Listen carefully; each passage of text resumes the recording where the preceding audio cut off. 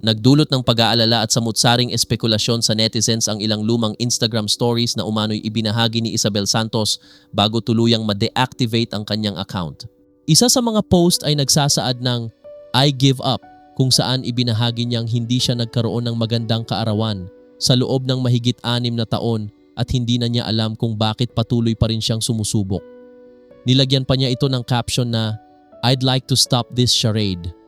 Sa isa namang Instagram story na ibinahagi sa kanyang birthday week, mas mapagnilay at positibo ang naging mensahe ni Isabel para sa kanyang ika-36 na kaarawan. Hinihikayat siya ng mensahe na tanggapin ang mga papuri ng walang pag-aalinlangan, maniwala sa pangako ng sarili niyang buhay, tumanggi sa mga bagay na hindi niya gusto, at hayaang makapasok ang mga taong nais maging bahagi ng kanyang journey. Sa isa pang post, sinabi nito na men don't protect you anymore.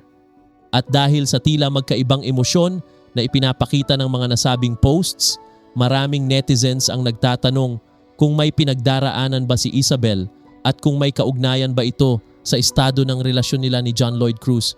Deactivated na rin ang account ni Isabel sa IG. Gayunpaman, wala pang inilalabas na pahayag sina Isabel at John Lloyd tungkol sa kahulugan ng mga post o sa tunay na kalagayan ng kanilang relasyon.